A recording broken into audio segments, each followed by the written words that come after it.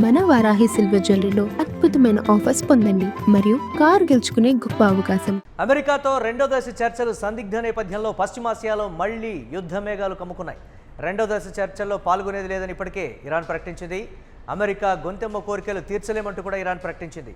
ఇటు చర్చలకు రాకపోయినా, తమ డిమాండ్లకు ఒప్పుకోకపోయినా ఇరాన్లో విద్యుత్ కేంద్రాలు, వంతెనలన్నీ కూల్చేస్తామని ట్రంప్ హెచ్చరిస్తున్నారు.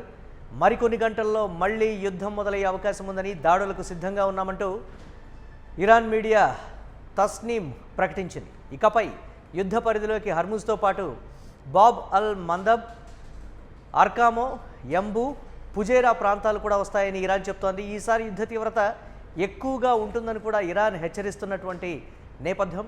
22వ తారీఖు తోటి కాల్పుల విరమణ ఒప్పందం ముగిసేటువంటి అవకాశం ఉంది. ఈ నేపథ్యంలో చర్చకు రావాలని అమెరికా చెప్తోంది.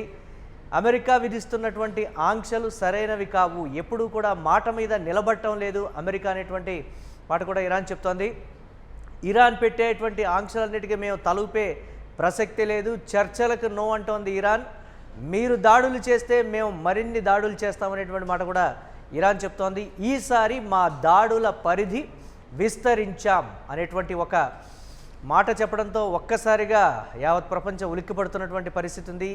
యుద్ధ పరిణామాలు ఎటుదారి తీస్తాయి?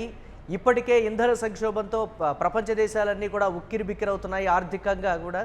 సో ఈ యుద్ధం మరింత తీవ్ర రూపం దాలిస్తే ఎలాంటి పరిణామాలు ఉంటాయో ఊహించుకోవడానికే భయంకరంగా ఉంటుందనేటువంటి వాటైతే విశ్లేషకులు చెప్తున్నారు. రైట్, దీనిపై మరిన్ని అప్డేట్స్ మా కరెస్పాండెంట్ భరత్ అందిస్తారు. భరత్, ఇక మిగిలింది యుద్ధమే, చర్చలు లేవు, ఏమీ లేవు. 22వ తారీఖు కాల్పుల విరమణ ఒప్పందం ముగిసిపోతుంది కాబట్టి చర్చలకు వచ్చేటువంటి ప్రసక్తే లేదు అనేటువంటి మాట ఇరాన్ చెప్తోంది. అమెరికా మాత్రం ఈసారి వంతెనలు కావచ్చు, ఇతరత్ర అన్ని ప్రాంతాలని కూడా ఇరాన్లో మేము టార్గెట్ చేసామని చెప్తున్నటువంటి సిచ్యువేషన్ ఏంటి? ఒక కొలిక్కి వస్తుంది అనుకున్నటువంటి వ్యవహారం కాస్త జటిలమవుతున్నటువంటి పరిస్థితి ఉంది. ఏంటి అప్డేట్స్ ఏంటి, ఏ విధంగా చూడాలి?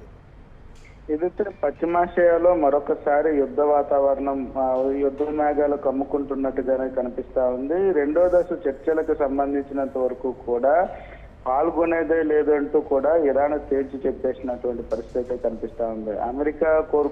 అమెరికా ఏదైతే గొంతమ్మ కోరికలు మేము తీర్చలేనటువంటి సిచ్యువేషన్ లో ఉన్నాం, దాంతో పాటుగా అమెరికా దాడులకు సిద్ధమవుతున్నటువంటి నేపథ్యంలో పూర్తిగా కూడా మేము దాడులకు ప్రతి దాడులు చేస్తాం. ఇప్పటిదాకా హర్ముజ్ జలసంధిని మూసాం, హర్ముజ్ తో పాటుగా ఈసారి బాబాలే మందిర్తో పాటుగా అబు పుజారాయ్ లాంటి ప్రాంతాలు కూడా ఇరాన్ లోకి వస్తాయంటూ కూడా కీలక ప్రకటన చేసినటువంటి పరిస్థితి. ఈసారి యుద్ధం వస్తే మాత్రం దాని యొక్క తీవ్రత, చాలా పరిణామాలు వేరేగా ఉంటాయంటూ కూడా ఇరాన్ కీలకంగా చెప్పినటువంటి పరిస్థితి.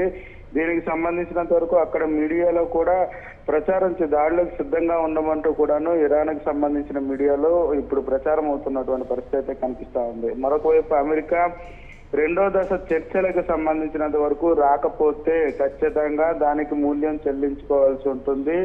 అదే విధంగా ఇరాన్ లో ఉండేటటువంటి విద్యుత్ కేంద్రాలతో పాటుగా వంతెనలు, అదే విధంగా ఇరాన్కి ఇచ్చేటటువంటి ఆర్థిక వనరులన్నిటిపై కూడా దాడి చేస్తామంటూ కూడా అమెరికా అధ్యక్షుడు డొనాల్డ్ ట్రంప్ కీలక వ్యాఖ్యలు చేసినటువంటి సిచ్యువేషన్ అయితే కనిపిస్తుంది. ఈ నేపథ్యంలో మరొకసారి ప్రపంచ దేశాలకి షాక్ తగిలినటువంటి పరిస్థితి అయితే కనిపిస్తా ఉంది. ఇప్పటికే హర్ముజ్ జలసంధి మూసేయడంతో ప్రపంచ దేశాలందరికీ కూడా చమురు సంక్షోభంలోకి వెళ్ళిపోతున్నటువంటి పరిస్థితి కనిపిస్తా ఉంది. ఈ నేపథ్యంలో ఈసారి ఇరాన్ పూర్తిగా తన పరిధిని పెంచినటువంటి పరిస్థితి.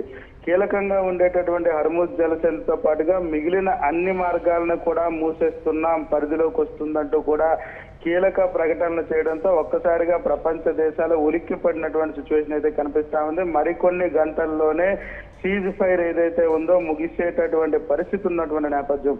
ఈ నేపథ్యంలో ఏదైతే దాడులు కానీ జరిగితే ఖచ్చితంగా దాని తీవ్రత ప్రపంచ దేశాలకు సంబంధించినంత వరకు చమురు కష్టాలతో పాటుగా ఎల్పిజి కష్టాలు మరొకసారి మొదలయ్యే అవకాశం ఉండబోతా ఉంది. మరి ఇరాన్ చర్చలకి ముందుకు రామంటూ కూడా తెగేసి చెప్పేసినటువంటి పరిస్థితి.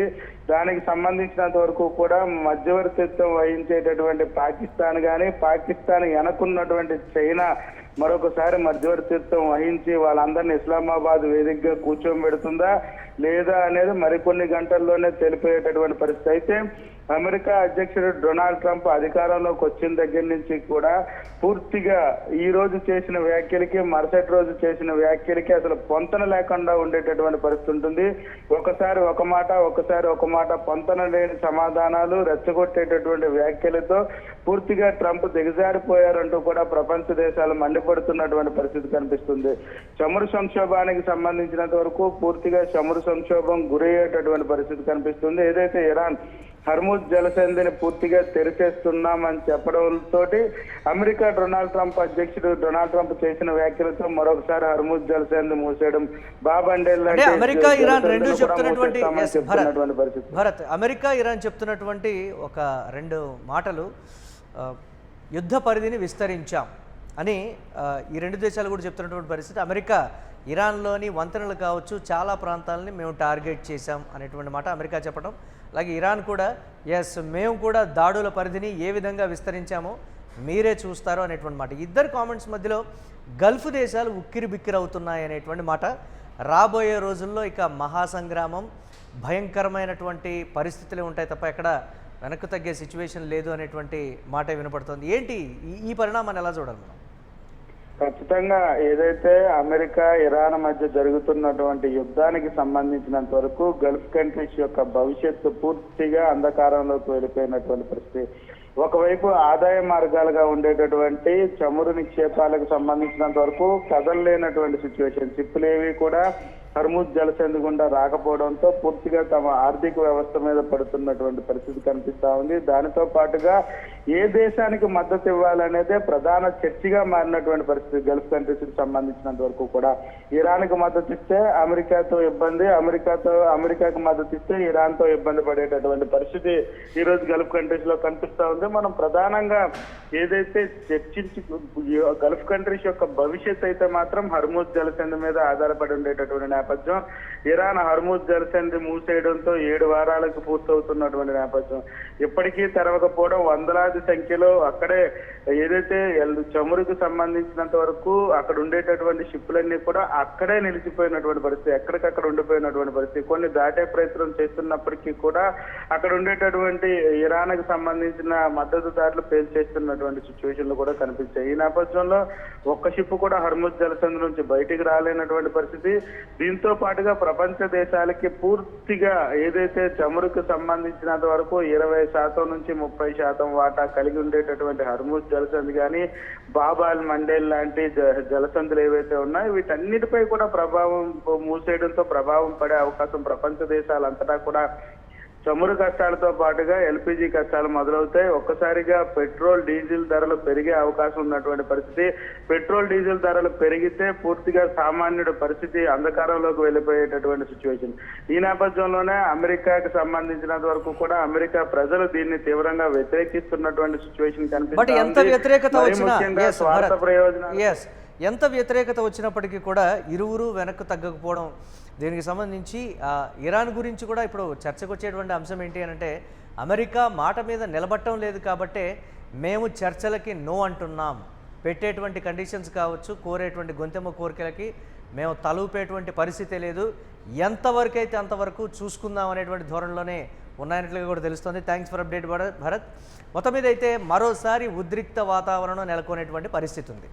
అమెరికా ఇరాన్ మధ్య మళ్ళీ అగ్గి రాజుకుంది. 22 తర్వాత అంటే కాల్పుల విరమణ ఒప్పందం 22వ తారీఖుతో మురుస్తుంది. ఆ తర్వాత ఏంటి అంటే ఈ లోపలే ఈ స్థాయిలో ఒకరికొకరు మాటల తూటాలు పేల్చుకుంటున్నారంటే 22 తర్వాత పరిస్థితి ఏ విధంగా ఉంటుంది? ఇప్పటికే హర్ముజ్ విషయంలో చోటు చేసుకుంటున్నటువంటి పరిణామాలు మా కంట్రోల్లో ఉందంటే మా కంట్రోల్లో ఉందంటూ కూడా ఇరువురు ఆంక్షలు పెట్టుకోవడం కావచ్చు, వస్తున్నటువంటి ఓడల్ని పేల్చేయడం కావచ్చు, ఇతరత్ర అన్ని పరిణామాలతో ప్రపంచ దేశాలన్నీ కూడా ఆర్థికంగా ఉక్కిరిబిక్కిరవుతున్నటువంటి పరిస్థితి. ఆ ఇంధన సంక్షోభంతో ఏ విధమైనటువంటి పరిస్థితులు ప్రపంచవ్యాప్తంగా నెలకొన్నాయో చూస్తూ ఉన్నాం. 22 తర్వాత ఏ విధంగా ఉండబోతోంది, ఏ రాత్రి ఏం జరుగుతుందో కూడా తెలియని పరిస్థితులు ఉన్నాయనంటే చూడాలి పరిణామాలు ఏ విధంగా ఉంటాయో. మరో విధ్వంసాన్ని ప్రపంచం చూడబోతోందని అయితే విశ్లేషకులు చెప్తున్నారు.